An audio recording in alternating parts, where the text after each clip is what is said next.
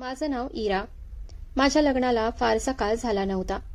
माझ्या सासरी माझा नवरा ऋतिक, सासूबाई, दीर यशवर्धन आणि धाकटी नणंद सिंधी यांच्यासोबत मी राहत होते. लग्नानंतरचं आयुष्य खूप सुंदर असेल असंच मला सुरुवातीला वाटलं होतं. कारण पहिल्याच भेटीत माझं सासरचं घर खूप प्रेमळ आणि आपुलकीचं वाटलं होतं. ऋतिकही लग्नाआधी समंजस, जबाबदार आणि शांत स्वभावाचा वाटायचा. त्यामुळे मीही हे नातं मनापासून स्वीकारलं. माझी एकच इच्छा होती, नोकरी आणि संसार या दोन्ही जबाबदाऱ्या तितक्याच प्रामाणिकपणे सांभाळाव्यात, जेणेकरून माझ्यामुळे कोणालाही कधीही तक्रार करावी लागू नये. मी एका मोठ्या बहुराष्ट्रीय कंपनीत उत्पादन व्यवस्थापक म्हणून काम करत होते. माझी नोकरी अजिबात सोपी नव्हती, पण माझ्या कामावर माझं मनापासून प्रेम होतं. माझी जबाबदारी फक्त कार्यालयात जाऊन काम करणारी नव्हती, तर एखादा प्रकल्प सुरुवातीपासून शेवटपर्यंत यशस्वीपणे पूर्ण व्हावा याची संपूर्ण जबाबदारी माझ्यावरच असायची. माझ्या सहकाऱ्यांसोबत नव्या उत्पादनाचं नियोजन करावं लागायचं. ग्राहकांच्या गरजा समजून घ्याव्या लागायच्या. वेगवेगळ्या विभागांबरोबर नियमित चर्चा करावी लागायची. सॉफ्टवेअर अभियंते, रचनाकार, चाचणी करणारी मंडळी आणि विक्री विभागातील लोक यांच्याशी सतत संपर्क ठेवावा लागायचा, जेणेकरून प्रत्येक काम योग्य वेळी पूर्ण होईल. एखाद्या प्रकल्पात अडचण आली तर मार्ग काढण्याची जबाबदारीही माझीच होती. अनेकदा दुसऱ्या शहरांतील आणि परदेशातील ग्राहकांबरोबर प्रत्यक्ष किंवा दूरचित्र संवादाद्वारे बैठका घ्याव्या लागायच्या. माझ्या मेहनतीमुळे कंपनीत माझी चांगली ओळख निर्माण झाली होती. वरिष्ठ अधिकारी माझ्यावर विश्वास ठेवायचे आणि महत्त्वाचे प्रकल्प माझ्याकडेच सोपवायचे. मला दर महिन्याला चांगला पगार मिळायचा आणि कंपनीकडून इतर अनेक सुविधा देखील मिळायच्या. त्यामुळे माझ्या कामात कधीही चूक होऊ नये याची मी नेहमीच काळजी घ्यायचे. दुसरीकडे माझा नवरा ऋतिक एका खासगी कंपनीत कार्यसंचालन अधिकारी म्हणून काम करत होता. सुरुवातीला त्याची नोकरीही व्यवस्थित सुरू होती. तो रोज वेळेवर कार्यालयात जायचा, मन लावून काम करायचा आणि आम्ही दोघं मिळून आमच्या भविष्यातल्या छोट्या छोट्या स्वप्नांची रंगीत चित्र रेखाटायचो. कधी स्वतःचं घर घ्यायचं, कधी नवी मोटार घ्यायची, तर कधी एखाद्या सुंदर ठिकाणी फिरायला जायचं. अशा कितीतरी गोष्टी आम्ही आनंदानं बोलायचो. लग्नानंतरचे सुरुवातीचे दिवस खरोखर खूप सुखाचे गेले. मी रोज पहाटे उठायचे, घरातली काही कामं आवरायचे, त्यानंतर सासूबाईंना न्याहरी तयार करण्यात मदत करायचे. मग घाईघाईनं तयार होऊन कार्यालयात जायचे. संध्याकाळी परत आल्यावर पुन्हा घरातल्या कामात हातभार लावायचे. माझ्या नोकरीमुळे घरातल्या कोणालाही मी माझ्या जबाबदाऱ्या टाळते असं कधीही वाटू नये यासाठी मी नेहमी प्रयत्न करायचे. सुरुवातीला सासूबाईही माझं भरभरून कौतुक करायच्या. नातेवाईकांसमोर त्या अभिमानानं म्हणायच्या, आमची सून नोकरीही करते आणि घरही तितक्याच प्रेमानं सांभाळते. त्यांचं हे कौतुक ऐकलं की माझं मन आनंदानं भरून यायचं. पण हळूहळू काळ बदलू लागला. काही महिन्यांनी ऋतिकच्या नोकरीत अडचणी सुरू झाल्या. तो ज्या कंपनीत काम करत होता तिची आर्थिक परिस्थिती खालावू लागली. अनेक प्रकल्प बंद पडले आणि कर्मचाऱ्यांवर कामाचा ताण वाढू लागला. आधी त्याला पगार वेळेवर मिळायचा, पण आता उशिरा मिळू लागला. कधी अर्धाच पगार मिळायचा तर कधी मिळायचाच नाही. ऋतिक बाहेरून सगळं ठीक असल्यासारखं वागायचा, पण त्याच्या मनातली चिंता मला स्पष्ट दिसायची. त्यानं दुसरी नोकरी मिळावी म्हणून अनेक ठिकाणी प्रयत्न केले, पण त्या काळात त्याला योग्य संधी मिळालीच नाही. हळूहळू घरातल्या बहुतांश आर्थिक जबाबदाऱ्या माझ्यावरच येऊन पडल्या. वीज बिल, पाण्याचं बिल, किराण्याचा खर्च, औषधांचा खर्च, घरातले लहान मोठे सगळे खर्च आता मीच उचलू लागले होते. पण त्याचं मला कधीच ओझं वाटलं नाही, कारण ऋतिक हा माझा जीवनसाथी होता आणि सुखदुःखात एकमेकांच्या पाठीशी खंबीरपणे उभं राहणं हाच खऱ्या नात्याचा पाया असतो असं मला मनापासून वाटायचं. म्हणून मी त्याच्याकडे कधीच तक्रारीच्या नजरेनं पाहिलं नाही. उलट मी त्याला कायम धीर द्यायचे. वाईट दिवस कायम राहत नाहीत, थोडा धीर धर, सगळं पुन्हा सुरळीत होईल असं मी नेहमी त्याला सांगायचे. पण कदाचित माझा हाच संयम आणि माझं शांत राहणं घरातल्या काही लोकांच्या मनाला टोचू लागलं होतं. सुरुवातीला सासूबाई काही बोलत नव्हत्या, पण हळूहळू त्यांच्या वागण्यात बदल जाणवू लागला. एखाद्या दिवशी मी कार्यालयातून थोडा उशिरा घरी आले की लगेच टोमणा तयार असायचा, खूप मोठी अधिकारी झाली आहेस बहुतेक, आता घराची काळजीच उरली नाही. कधी त्या म्हणायच्या, नोकरी करणाऱ्या बायका संसार नीट सांभाळूच शकत नाहीत. त्यांच्या त्या शब्दांनी मनाला वेदना व्हायच्या, पण मी तरीही शांत राहायचे. कारण घरात वाद वाढावा असं मला अजिबात वाटत नव्हतं. धाकटी ननंद सिद्धी देखील हळूहळू तिच्या आईच्या बोलण्याचा प्रभाव घेऊ लागली होती. तीही मला टोमणे मारू लागली. वहिनी, तुम्हाला तर फक्त कार्यालयच सुचतं, घराकडे लक्ष द्यायला वेळच नसतो. तिचं बोलणं ऐकलं की मनात खूप काही दाटून यायचं, पण वास्तव अगदी वेगळंच होतं. मी रोज घरात सगळ्यांच्या आधी उठायचे आणि रात्री सगळ्यांच्या शेवटी झोपायचे. घरातल्या प्रत्येक कामाची जबाबदारी मनापासून पार पाडायचे. कोणालाही माझ्याबद्दल तक्रार करायची वेळ येऊ नये यासाठी मी माझ्या परीने प्रत्येक क्षणी प्रयत्न करायचे. मात्र माझा दीर यशवर्धन बाकी सगळ्यांपेक्षा वेगळा होता. तो नेहमी माझा आदरच करायचा. अनेकदा मी दिवसभराच्या कामानंतर थकून घरी आले की तो स्वतः स्वयंपाकघरातून पाण्याचा ग्लास आणून माझ्या हातात द्यायचा. सासूबाई मला काही बोलल्या तर तो शांतपणे म्हणायचा, आई, वहिनी सकाळपासून सतत काम करत आहेत, त्यांनाही थोडी विश्रांती घेऊ दे. पण त्याच्या त्या शब्दांकडे घरात फारसं कोणी लक्ष द्यायचं नाही. ऋतिकही आधी माझी ठामपणे साथ द्यायचा, पण नोकरीतल्या अडचणी आणि सततच्या तणावानं तो खूप बदलला होता. तो दिवसेंदिवस अधिक शांत होत गेला. अनेकदा तो तासनतास खोलीत एकटाच बसून राहायचा. कोणाशीही फारसं बोलायचा नाही. मी त्याला समजावून सांगायचे, त्याच्या मनातलं जाणून घ्यायचा प्रयत्न करायचे, पण तो फक्त एवढंच म्हणायचा की सगळं ठीक होईल. त्याच्या मनातली घालमेल मला जाणवत होती, म्हणून मी त्याच्यावर कधीच कोणत्या गोष्टीचा ताण आणला नाही. एक दिवस मी कार्यालयातून घरी आले तेव्हा घरात काहीतरी वेगळंच वातावरण जाणवलं. सासूबाई सोफ्यावर बसल्या होत्या आणि त्यांच्या चेहऱ्यावरचा राग स्पष्ट दिसत होता. मी दारातून आत पाऊल टाकताच त्यांनी माझ्याकडे न पाहताच उपरोधक आवाजात म्हटलं, आल्या का आपल्या मोठ्या बाईसाहेब? मी हसत शांतपणे उत्तर दिलं, आई, आज कार्यालयात एक महत्वाची बैठक होती म्हणून थोडा उशीर झाला. त्यावर त्या लगेच म्हणाल्या, तिथली बैठक संपली असेल तर आता घराकडेही लक्ष दे. इथेही भरपूर कामं पडली आहेत. मी एकही शब्द न बोलता माझ्या खोलीत गेले. पिशवी ठेवली, कपडे बदलले आणि सरळ स्वयंपाकघरात गेले. तिथं पाहिलं तर रात्रीच्या जेवणाची अजून कोणतीच तयारी झाली नव्हती. मी क्षणाचाही विलंब न करता स्वयंपाकाला सुरुवात केली. पण त्या दिवशी पहिल्यांदाच माझ्या मनात एक प्रश्न खोलवर उमटला. मी एवढी धडपड करते, एवढी मेहनत घेते, तरी प्रत्येक वेळी चूक माझीच कशी ठरते? माझी धावपळ, माझी जबाबदारी आणि माझे प्रयत्न खरंच कोणालाच का दिसत नाहीत? पण पुढच्या क्षणी मी स्वतःला सावरलं, कारण मला अजूनही कल्पना नव्हती की हे तर माझ्या आयुष्यातल्या कठीण काळाची फक्त सुरुवात आहे. पुढे माझ्यासोबत असं काही घडणार होतं ज्याचा आम्ही स्वप्नातही विचार केला नव्हता. हळूहळू आमच्या घरात एक न बोललेला नियमच तयार झाला. दर महिन्याला पगार खात्यात जमा झाला की मी सर्वप्रथम घरच्या खर्चाचा हिशेब मांडायचे. त्यानंतर कोणतीही चर्चा किंवा वाद न घालता 50,000 रुपये सासूबाईंच्या हातात ठेवायचे आणि उरलेले 50,000 रुपये माझ्या बँक खात्यात साठवून ठेवायचे. मी हे एका ठराविक कारणासाठी करत होते. माझ्या मनात एक मोठं स्वप्न होतं. एक दिवस माझ्या स्वतःच्या कष्टाच्या पैशातून स्वतःचं घर घ्यायचं. आयुष्यात काहीही घडलं तर माझ्या नावाचं, माझ्या मेहनतीनं उभं केलेलं एक घर माझ्याकडे असावं, अशी माझी मनापासून इच्छा होती. म्हणूनच मी प्रत्येक महिन्यात थोडी थोडी बचत करत होते. आज जपून ठेवलेला प्रत्येक रुपया उद्या माझ्या स्वप्नाचा मजबूत पाया ठरेल, असा मला विश्वास होता. माझ्या पगारातून घरचा खर्च सहज भागायचा. त्या काळात घरात माणसंही फार नव्हती, त्यामुळे आर्थिक अडचण कधी जाणवली नाही. माझी धाकटी ननंद सिद्धी अजून महाविद्यालयात शिकत होती. तिची प्रवेश शुल्क, शिक्षणाचा खर्च आणि इतर आवश्यक गोष्टींसाठी पैसे लागत होते, पण त्याशिवाय घरात फारसा मोठा खर्च नव्हता. सासूबाईंच्या औषधांचा खर्च मात्र नियमित होता, कारण त्यांची प्रकृती नेहमीच थोडी नाजूक असायची. त्यामुळे मी कधीच असा विचार केला नाही की मी घरासाठी जास्त पैसे देते आहे. उलट हे माझंच कर्तव्य आहे असंच मला वाटायचं. घर म्हणजे फक्त माणसं नाहीत, तर त्यांच्या जबाबदाऱ्याही आपल्या असतात, हा माझा ठाम विश्वास होता.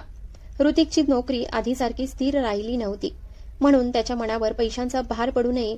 त्यानं निर्धास्तपणे नव्या नोकरीचा शोध घ्यावा आणि आपल्या कामावर पूर्ण लक्ष द्यावं, अशी माझी मनापासून इच्छा होती.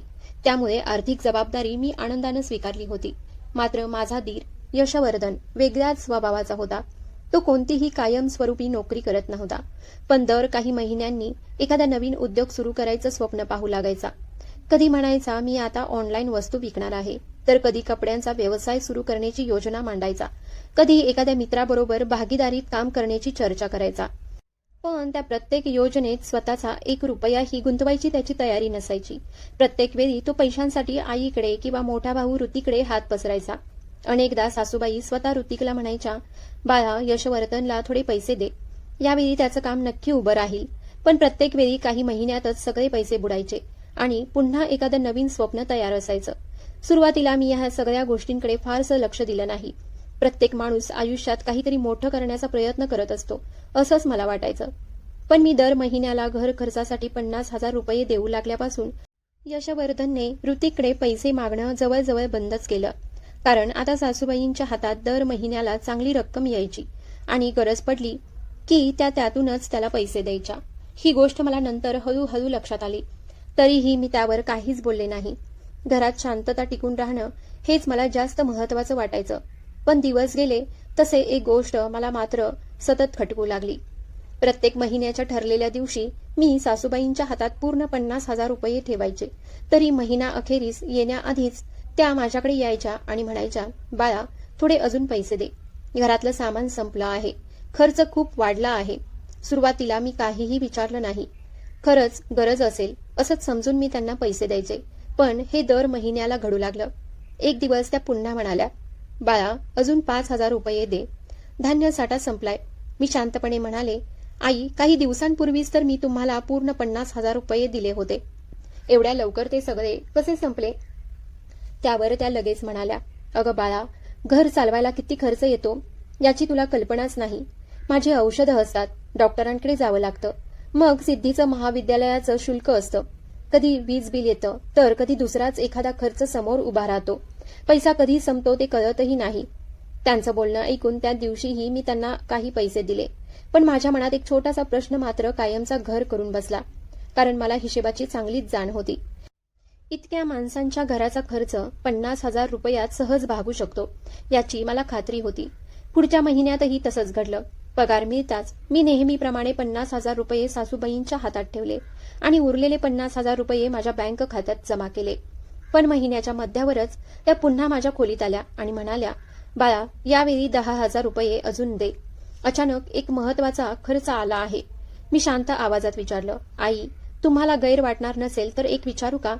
इतके पैसे नेमके कुठे खर्च होतात हे मला सांगाल का? मला जर हिशेब समजला तर पुढच्या महिन्यापासून मी आधीच थोडे जास्त पैसे देईन. माझं एवढंसं बोलणं ऐकताच त्यांच्या चेहऱ्यावरचे भाव क्षणात बदलले. त्या थोड्या चिडूनच म्हणाल्या, आता मला प्रत्येक खर्चाचा हिशेब तुला द्यावा लागणार का?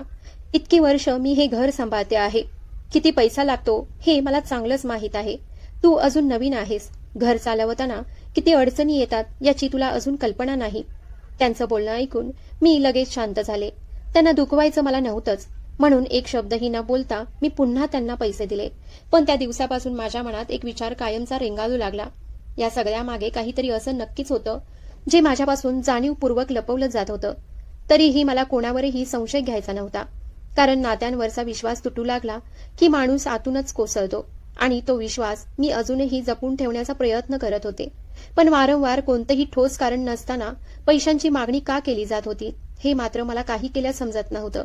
तरीही मी माझ्या स्वप्नाचा हात कधीच सोडला नाही. प्रत्येक महिन्यात कितीही अडचणी आल्या तरी थोडी थोडी रक्कम मी माझ्या बँक खात्यात साठवत राहिले. कारण मला माहीत होतं की एकदा बचत थांबली तर स्वतःचं घर घेण्याचं स्वप्न कदाचित आयुष्यभर अपूर्णच राहील. त्यावेळी मला अजिबात कल्पना नव्हती की पैशांभोवती फिरणारं हेच प्रकरण पुढे माझ्या आयुष्यातलं सर्वात मोठं सत्य माझ्यासमोर उघडं करणार आहे. दिवसांमागून दिवस जात होते आणि आमचं आयुष्य त्याच पद्धतीनं पुढे सरकत होतं. दर महिन्याला पगार मिळाला की मी नेहमीप्रमाणे सगळा हिशेब मांडायचे, घर खर्चासाठी पैसे बाजूला काढायचे, सासूबाईंच्या हातात ठरलेली रक्कम द्यायचे आणि उरलेले पैसे माझ्या बँक खात्यात जमा करायचे. अनेकदा महिन्याच्या मधोमधही मला त्यांना पैसे वेगळे द्यावे लागायचे. तरी सुद्धा मी माझी बचत कधीच थांबवली नाही. कारण माझ्या त्या छोट्याशा स्वप्नासाठी मी मनापासून झटत होते. मला नेहमी वाटायचं आयुष्यात कितीही संकट आली तरी माणसाकडे स्वतःचं एक घर असले की मनाला एक वेगळाच आधार आणि सुरक्षिततेची भावना मिळते.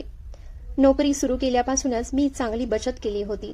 लग्नानंतरही ती सवय तशीच कायम ठेवली.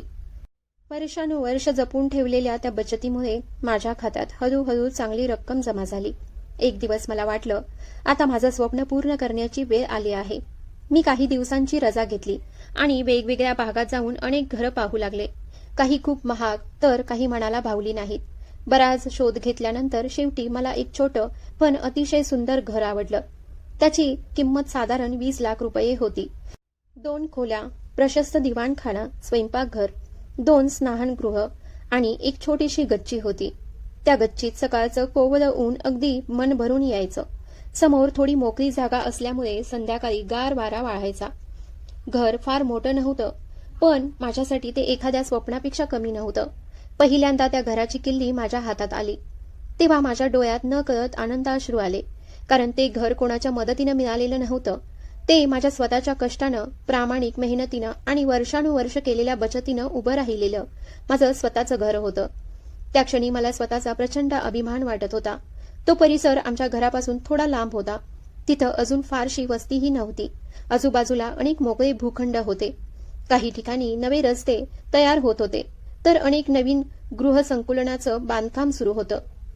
मालमत्ता सल्लागारानं मला सांगितलं होतं की पुढच्या काही वर्षात या भागाचा झपाट्याने विकास होईल आणि इथल्या मालमत्तेची किंमतही अनेक पटींनी वाढेल. मला ती जागा राहण्यासाठीही योग्य वाटली आणि भविष्यासाठी चांगली गुंतवणूकही वाटली. म्हणून मी अजिबात वेळ न घालवता ते घर विकत घेतलं. सर्व कागदपत्रांची नोंदणी पूर्ण झाल्यानंतर मी सर्वात आधी एकटीच त्या घरात गेले. हळूच दार उघडलं आणि शांतपणे संपूर्ण घरात फेरफटका मारला. प्रत्येक खोलीकडे पाहताना माझ्या चेहऱ्यावर नकळत हसू उमटलं. मनात कितीतरी सुंदर स्वप्न रंगू लागली. या भिंतींना माझ्या आवडीचे रंग द्यायचे, छोट्याशा गच्चीत फुलझाडं लावायची आणि आयुष्याच्या धावपळीनं थकून गेले की याच गच्चीत निवांत बसून गरम चहाचा घोट घ्यायचा. त्या रिकाम्या घरात त्या दिवशी एकही वस्तू नव्हती, तरीही मला तिथं माझ्या कष्टांची सावली आणि माझ्या प्रत्येक स्वप्नाची चाहूल जाणवत होती. त्या क्षणाचा आनंद इतका खास होता की तो मी कोणासोबतही लगेच वाटून घ्यावा असं मला वाटलं नाही. माझ्या माहेरी आता माझं असं कोणीच उरलं नव्हतं. फक्त माझे मोठे भाऊ होते. आई वडील गेल्यानंतर त्यांनी मला बहीण म्हणून नाही तर स्वतःच्या लेकीसारखं जपलं होतं. त्यांनी मला कधीच एकटं पडू दिलं नाही. लग्नानंतरही ते नेहमी माझी चौकशी करायचे. 2-3 दिवस माझ्याशी बोलणं झालं नाही की ते स्वतः फोन करून विचारायचे, इरा, सगळं व्यवस्थित आहे ना? तुला काही अडचण तर नाही ना? माझ्यासाठी ते फक्त मोठे भाऊ नव्हते, तर वडिलांची माया आणि जबाबदारी दोन्ही निभावणारे माणूस होते. म्हणूनच त्या आनंदाच्या क्षणी सर्वात आधी मी त्यांनाच दूरध्वनी केला. त्यांनी फोन उचलताच मी हसत म्हणाले, दादा, आज तुमच्यासाठी खूप आनंदाची बातमी आहे. तेही हसत म्हणाले, काय ग? तुझा आवाज ऐकूनच कळतंय की आज तू खूप आनंदात आहेस. मी हळूच उत्तर दिलं, दादा, माझ्या स्वतःच्या कष्टाच्या कमाईतून माझं पहिलं घर विकत घेतलं. माझं वाक्य ऐकताच काही क्षण ते पूर्णपणे शांत झाले. त्यानंतर त्यांच्या आवाजातला आनंद आणि भरून आलेला गहिवर मला स्पष्ट जाणवला. ते भरून आलेल्या आवाजात म्हणाले, खरंच इरा, आज मला तुझा खूप अभिमान वाटतोय. तू नेहमी स्वतःच्या कष्टांवर विश्वास ठेवला आणि आज त्या मेहनतीचं सुंदर फळ तुला मिळालं. देव तुझ्यावर असंच कायम कृपा ठेवो आणि तुला आयुष्यात भरभरून यश मिळू दे. त्यांनी मला मनापासून शुभेच्छा दिल्या आणि हसत म्हणाले, मी लवकरच येतो आणि माझ्या बहिणीनं स्वतःच्या कष्टानं उभं केलेलं घर डोळ्यांनी पाहतो. त्यानंतर आमचं बराच वेळ बोलणं सुरू होतं. ती पुन्हा पुन्हा एकच गोष्ट म्हणत होते, आज आई बाबा असते तर तुला पाहून त्यांचा आनंद गगनात मावला नसता. त्यांचं हे बोलणं ऐकून माझे डोळे न कळत पाणावले. पण त्याचवेळी मनाला एक वेगळं समाधानही मिळालं.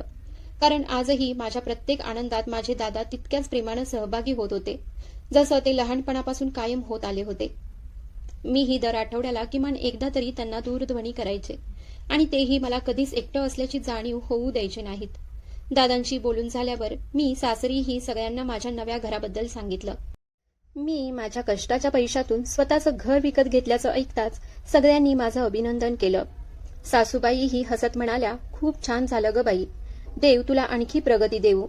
ऋतिकच्या चेहऱ्यावरही त्यावेळी आनंद दिसत होता. तो हसत म्हणाला, मला माहित होतं एक दिवस तू तुझं स्वप्न नक्की पूर्ण करशील.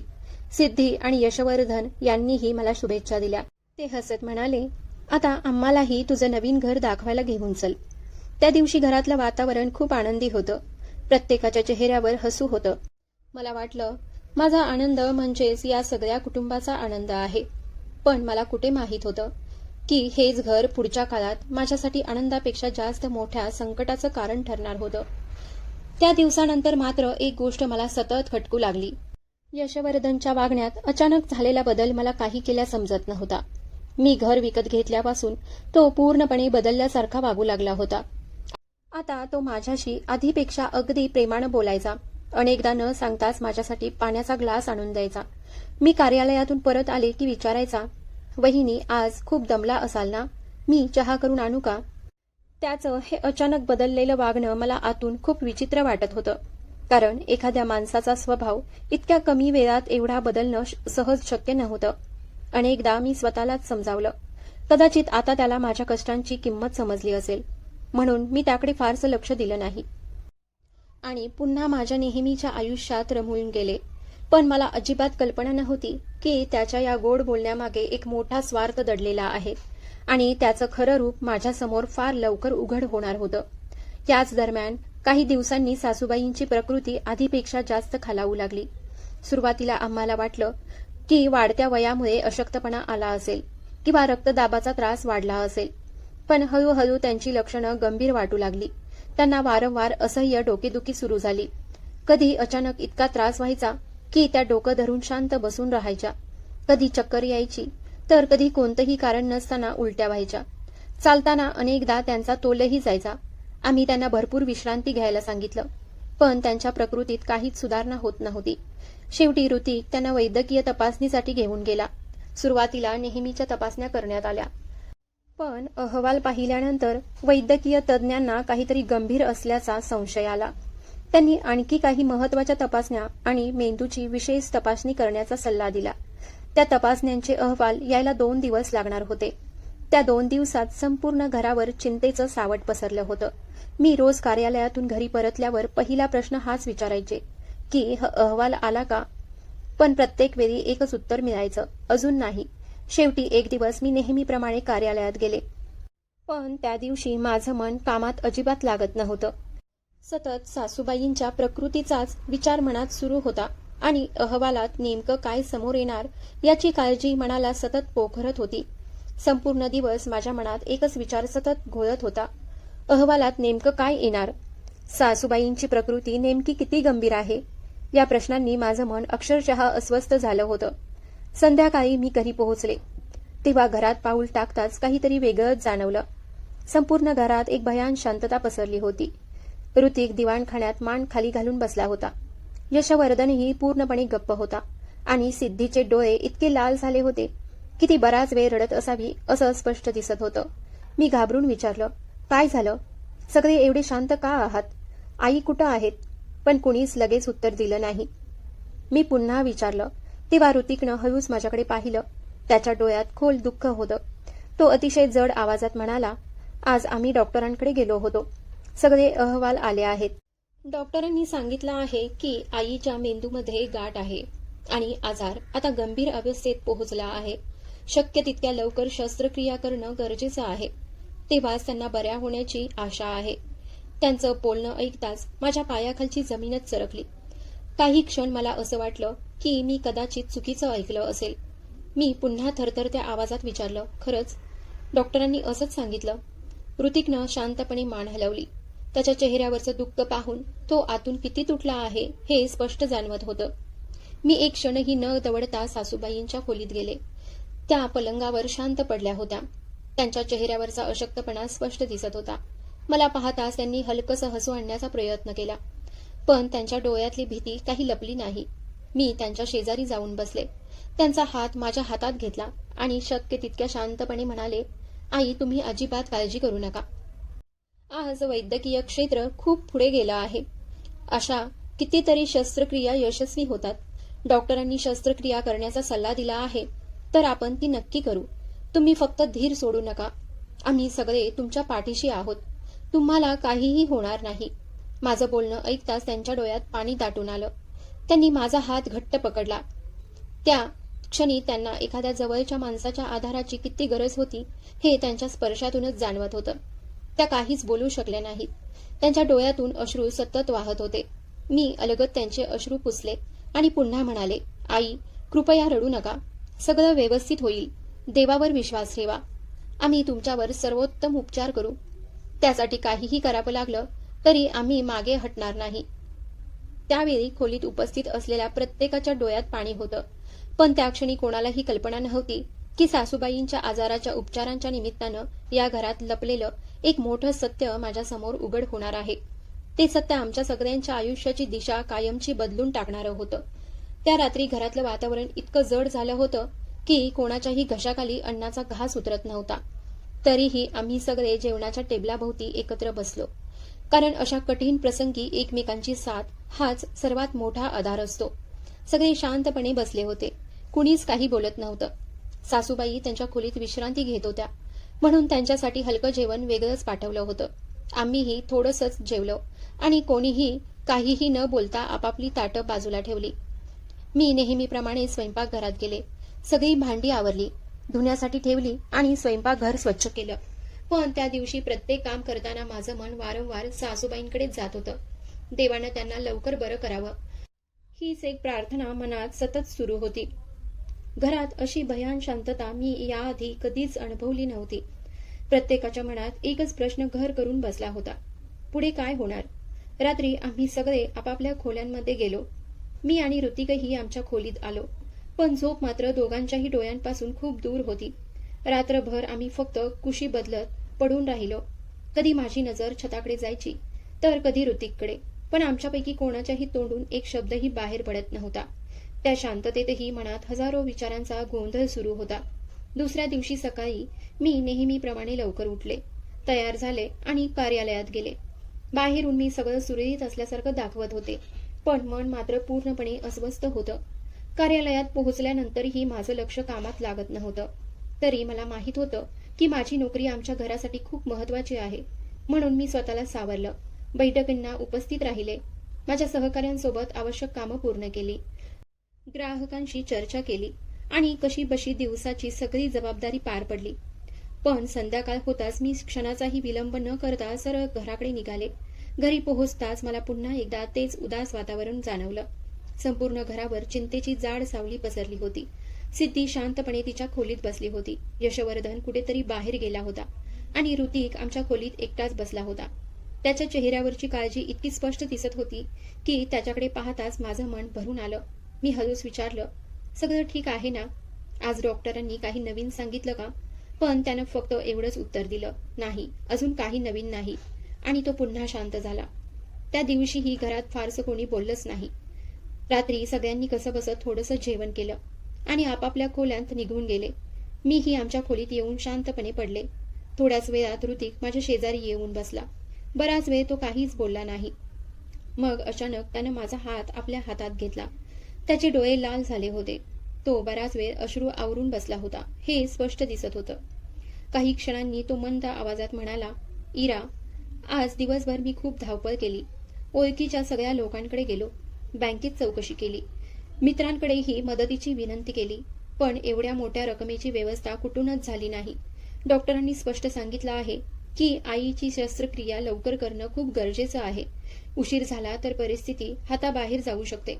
हे बोलताना त्याचा आवाज दाटून आला. पुढच्या क्षणी तो माझ्यासमोर गुडघ्यावर बसला.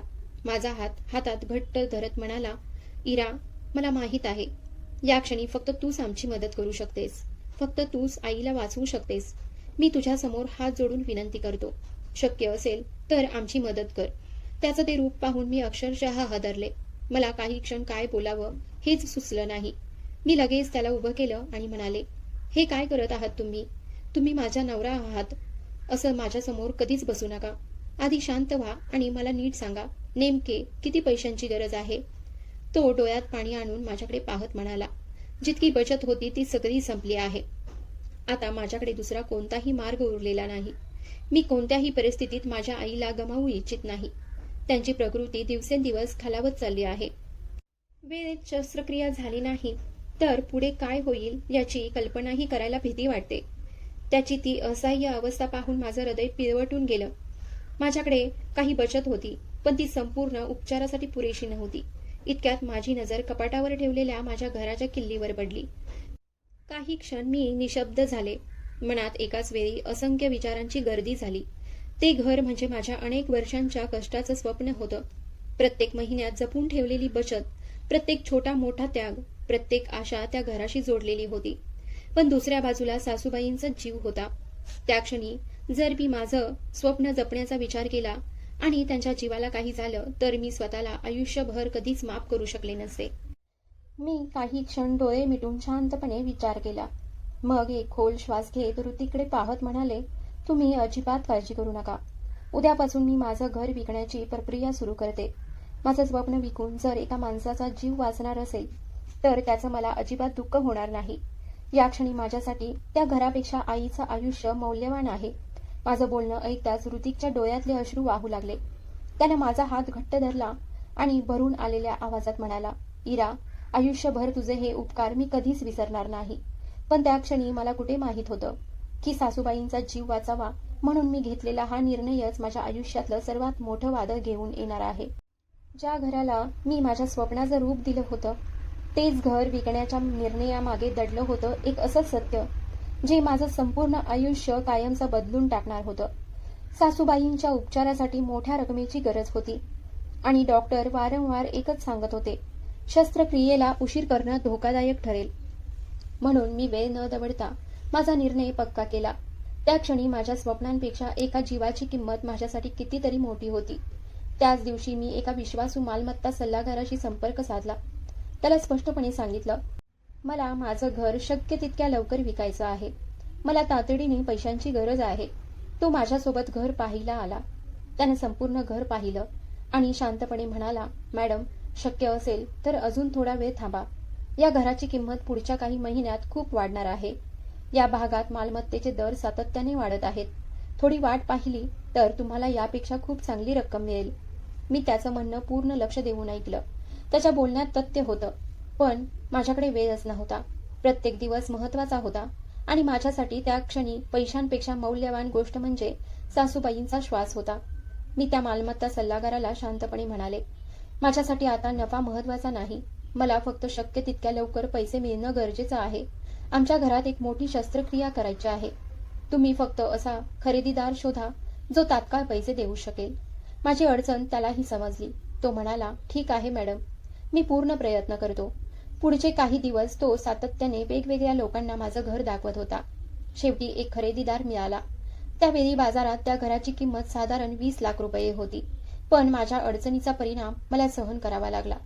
तातडीची नोंदणी आणि लगेच पैसे देण्याच्या अटीमुळे मला ते घर फक्त 15 लाख रुपयात विकावं लागलं. म्हणजेच मला तब्बल 5 लाख रुपयांचं नुकसान सहन करावं लागलं. नोंदणीच्या कागदपत्रांवर सही करताना माझे हात थोडे थरथरत होते. एका क्षणासाठी माझे डोळे भरून आले, कारण ते फक्त घर नव्हतं, त्यात माझ्या अनेक वर्षांच्या कष्टाची कमाई, माझी जपून केलेली बचत आणि माझी असंख्य स्वप्न दडली होती. पण पुढच्या क्षणी मी स्वतःलाच समजावलं, जर या घराच्या बदल्यात एका माणसाचा जीव वाचणार असेल तर यापेक्षा मोठा व्यवहार दुसरा असूच शकत नाही. नोंदणीची प्रक्रिया पूर्ण झाली आणि पैसे माझ्या खात्यात जमा होताच मी क्षणाचाही विलंब न करता पुढच्या तयारीला लागले. ऋतिकनं आधीच मला सांगितलं होतं की सासूबाईंच्या उपचारांसह शस्त्रक्रियेसाठी साधारण 22 लाख रुपयांची गरज होती. घर विकल्यावर मला 15 लाख रुपये मिळाले होते. माझ्या खात्यात आधीपासून थोडी बचत होती, पण तरीही पूर्ण रक्कम जमा होत नव्हती. मी कोणताही संकोच न करता माझ्या एका जुन्या आणि विश्वासू मित्राला दूरध्वनी केला.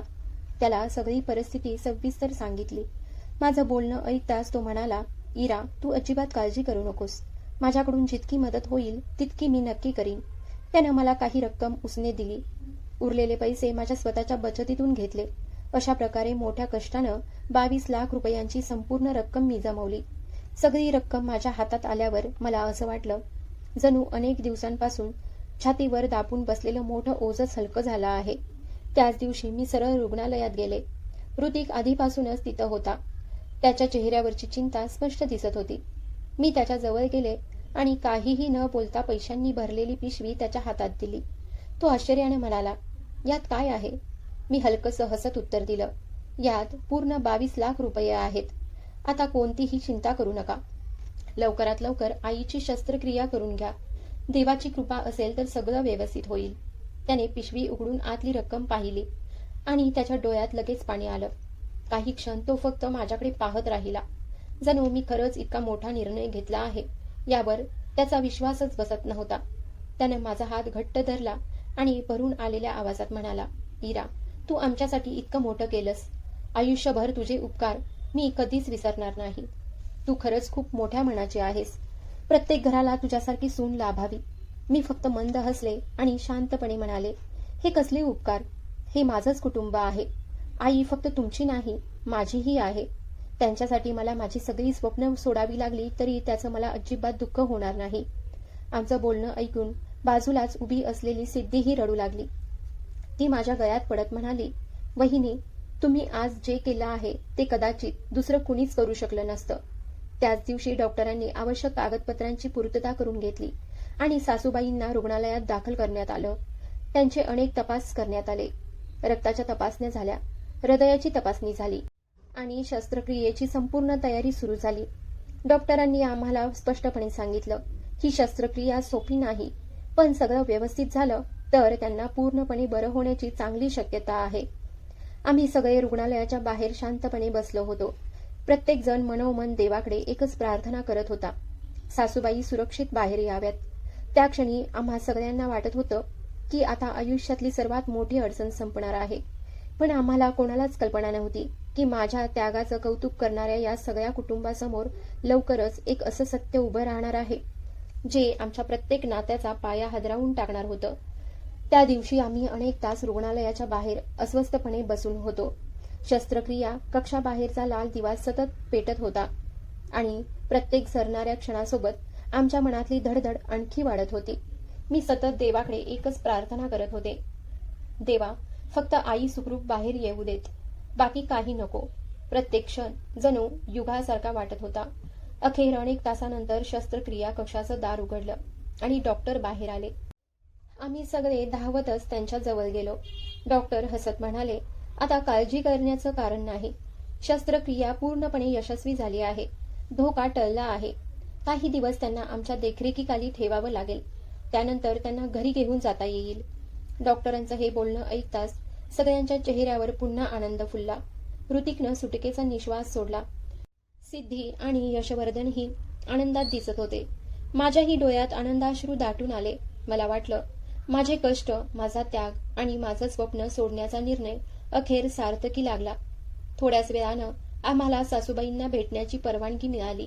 त्यांना अजून पूर्ण शुद्ध आली नव्हती, पण त्यांनी हळूच डोळे उघडले आणि माझ्याकडे पाहून हलकसं हसण्याचा प्रयत्न केला. मी त्यांचा हात हातात घेत म्हणाले, आई, आता सगळं व्यवस्थित झालं आहे.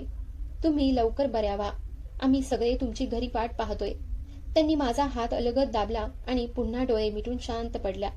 पुढचे काही दिवस त्या रुग्णालयातच होत्या. त्या काळात मी कार्यालयातही गेले नाही. मी रजा घेतली होती. सकाळपासून संध्याकाळपर्यंत मी त्यांच्या जवळच असायचे. कधी डॉक्टरांशी बोलायचे, कधी औषधांची काळजी घ्यायचे, कधी त्यांच्यासाठी घरचं जेवण घेऊन जायचे. रात्रीही गरज असेल तर तिथेच थांबायचे. ऋतिक आणि घरातले इतर लोकही येत जात होते, पण त्यांच्यासोबत सर्वाधिक वेळ मीच घालवत होते. काही दिवसांनी डॉक्टरांनी त्यांना घरी नेण्याची परवानगी दिली आणि आम्ही सगळे त्यांना आनंदानं घरी घेऊन आलो. सुरुवातीचे 2-3 दिवस सगळं व्यवस्थित सुरू होतं. मी वेळेवर त्यांना औषधं द्यायचे, त्यांच्यासाठी योग्य आहार तयार करायचे, विश्रांती घ्यायला सांगायचे आणि त्यांच्या प्रत्येक गरजेची मनापासून काळजी घ्यायचे. घरातले सगळे माझ्या त्यागाचं कौतुक करत होते. प्रत्येक जण म्हणत होता, इरानं योग्य वेळी इतका मोठा निर्णय घेतला नसता तर आईला वाचवणं खूप कठीण झालं असतं. त्यांच्या तोंडून हे शब्द ऐकून मला समाधान वाटलं. माझ्या प्रेमाची आणि त्यागाची किमान दखल तरी घेतली गेली असं मला वाटलं. पण दिवस पुढे सरकू लागले तसं घरातलं वातावरण पुन्हा वेगळंच वाटू लागलं. वरवर सगळं सुरळीत दिसत होतं, पण घरात एक विचित्र शांतता कायम असायची. पूर्वी सगळे माझ्याशी मनमोकळेपणानं बोलायचे. आता मात्र मला पाहताच सगळे अचानक गप्प व्हायचे. अनेकदा असं व्हायचं की मी खोलीत प्रवेश करताच सुरू असलेलं बोलणं क्षणार्धात थांबायचं.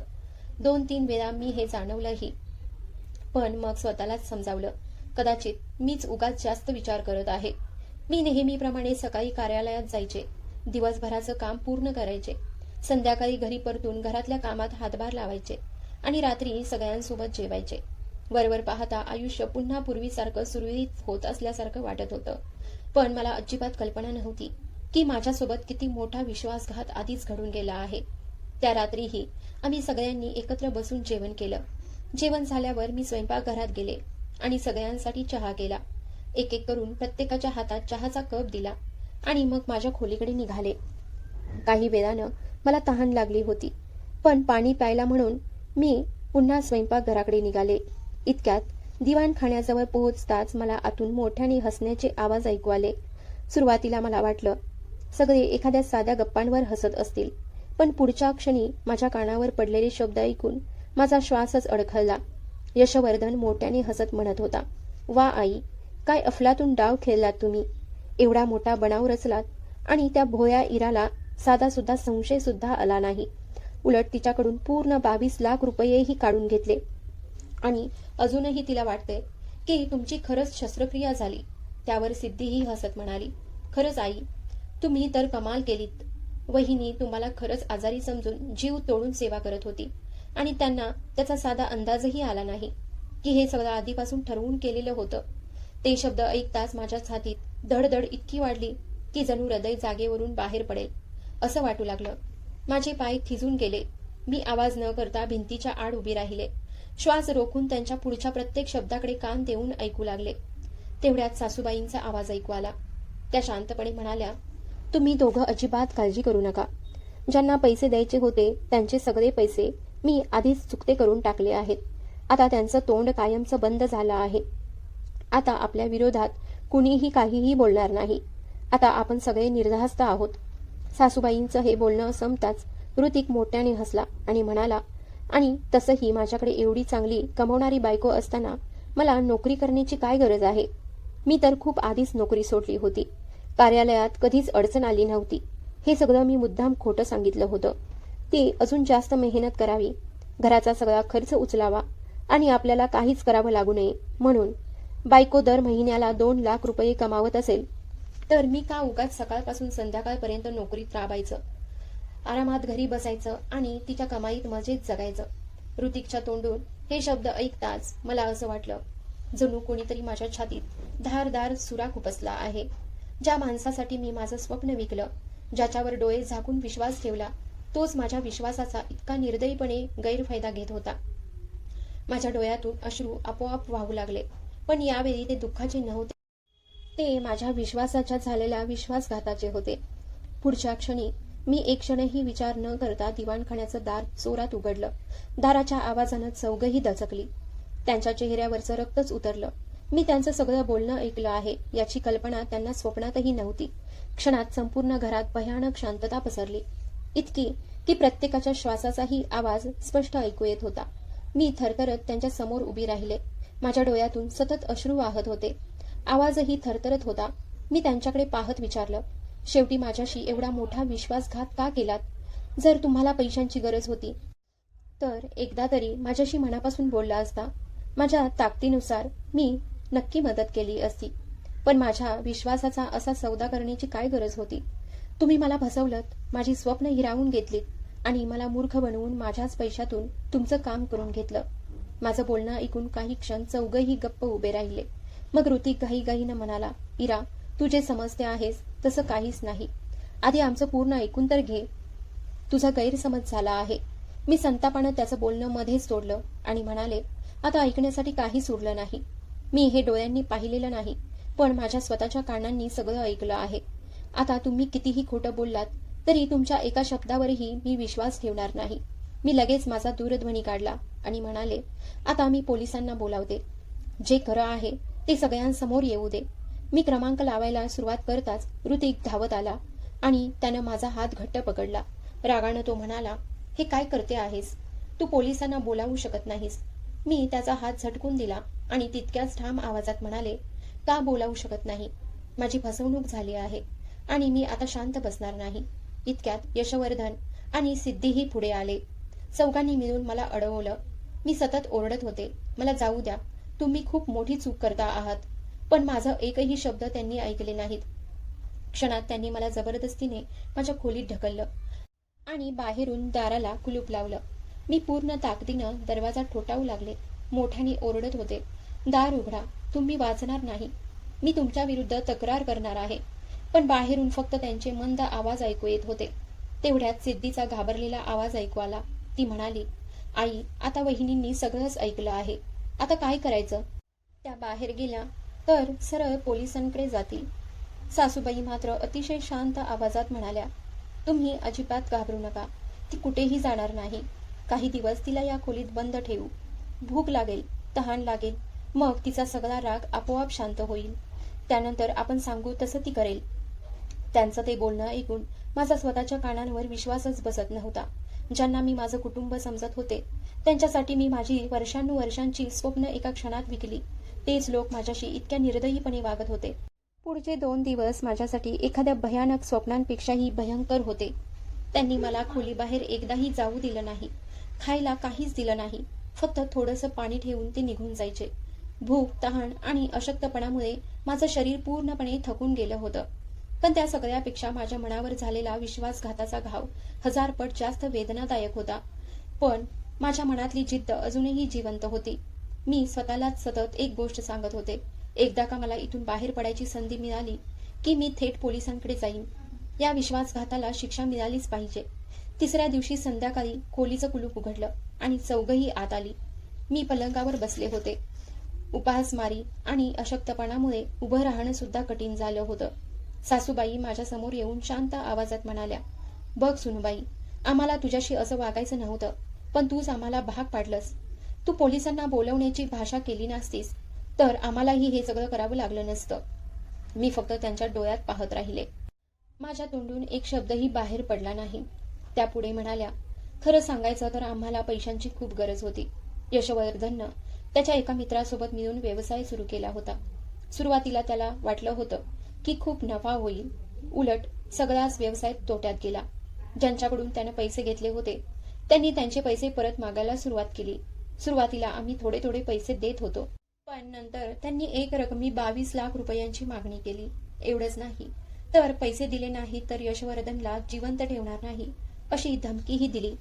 त्यांचं बोलणं संपताच ऋतिक म्हणाला, "माझ्याकडे एवढे पैसे नव्हते म्हणून आम्ही सगळ्यांनी मिळून हा संपूर्ण डाव आखला.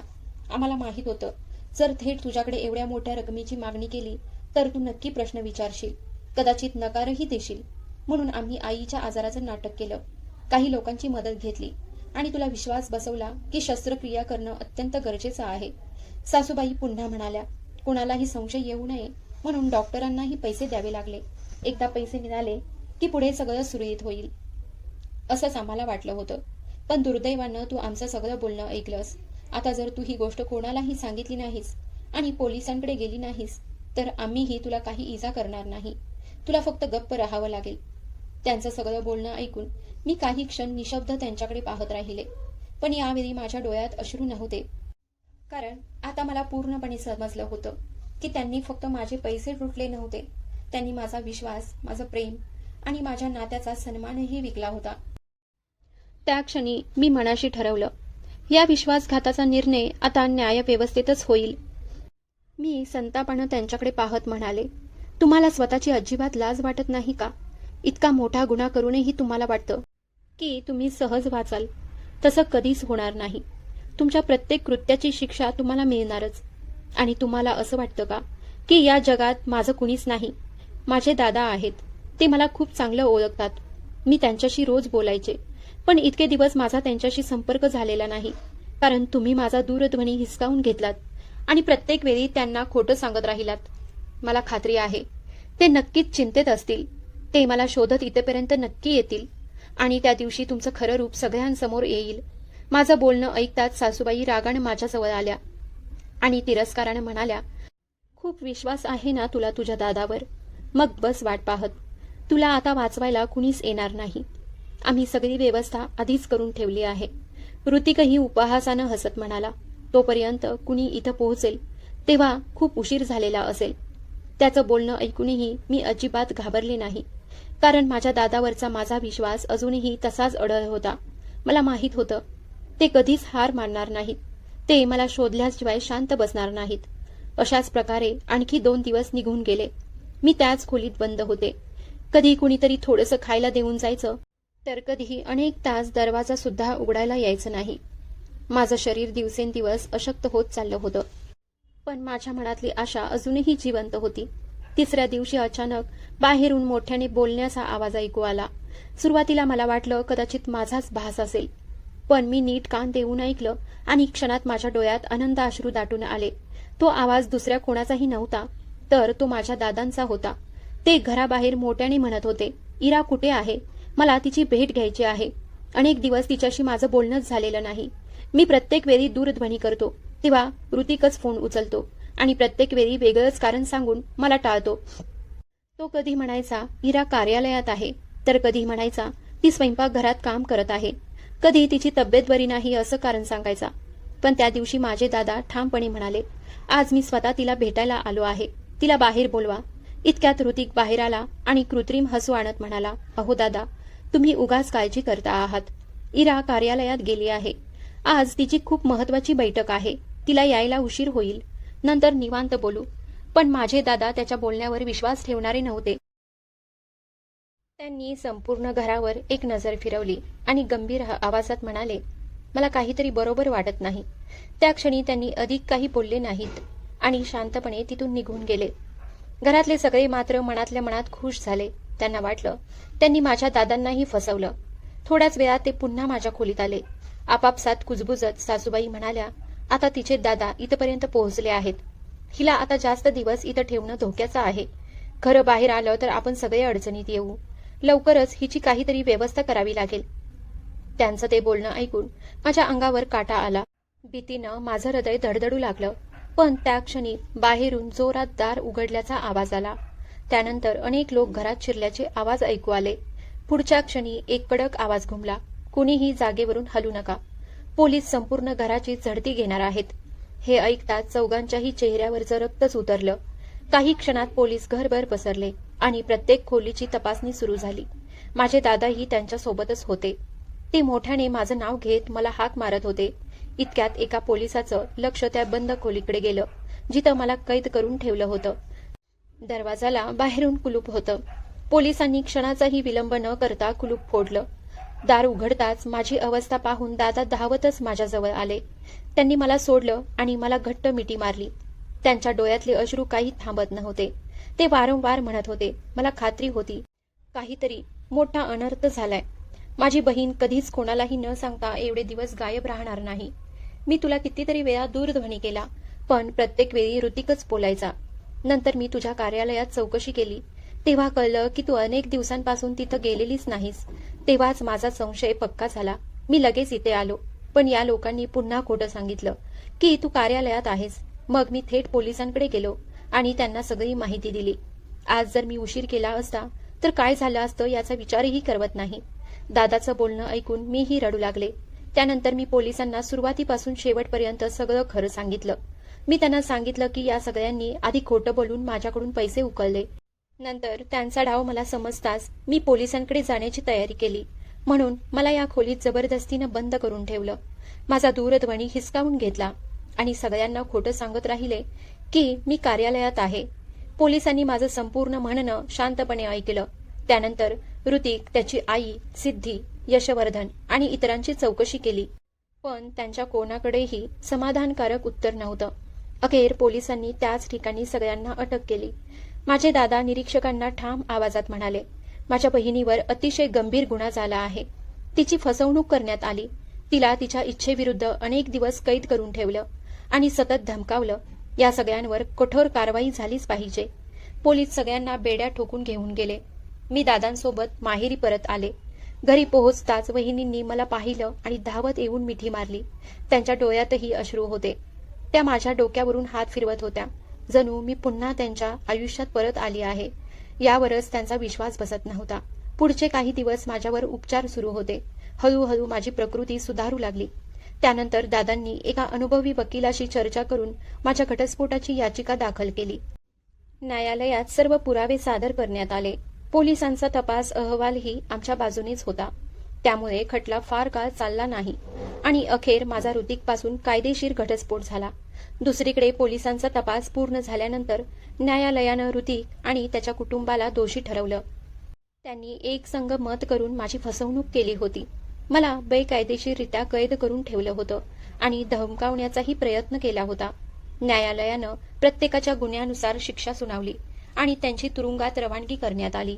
न्यायालयाचा निकाल ऐकताना माझ्या मनावरचं अनेक महिन्यांचं ओझं हलकं झालं. अखेर मला न्याय मिळाला होता. पण त्या सगळ्या प्रसंगानं मला आतून इतकं मोडलं होतं की अनेक महिने मी कार्यालयात जाऊ शकले नाही. त्या काळात माझे दादा आणि वहिनी माझ्या पाठीशी भक्कमपणे उभे राहिले. वहिनींनी मला कधी नणंद म्हणून नाही तर स्वतःच्या लहान बहिणीसारखं जपलं. त्यांनी मला पुन्हा जगण्याची उमेद दिली. हळूहळू मी स्वतःला सावरलं. पुन्हा एकदा नोकरी सुरू केली. आज मी माझ्या दादा वहिनी आणि माझ्या जीवापाड प्रेम करणाऱ्या कुटुंबासोबत आनंदानं आयुष्य जगत आहे.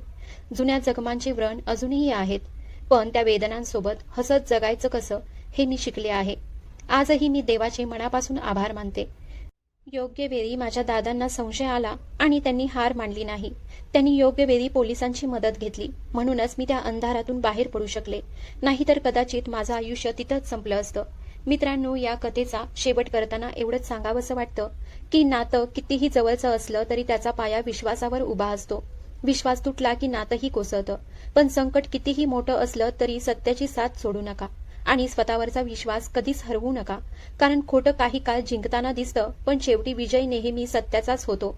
आयुष्यात कितीही अंधार पसरला तरी आशेचा एक छोटासा किरण पुरेसा असतो नवं आयुष्य उजळवण्यासाठी. जर ही कथा तुम्हाला मनापासून आवडली असेल तर तिला नक्की पसंती द्या. तुमचं मत लिहा आणि अशाच हृदयाला स्पर्श करणाऱ्या कथा ऐकण्यासाठी चॅनलला सबस्क्राईब करायला विसरू नका. पुन्हा भेटू अशा नव्या कथेसोबत. तोपर्यंत स्वतःची आणि आपल्या माणसांची मनापासून काळजी घ्या. धन्यवाद.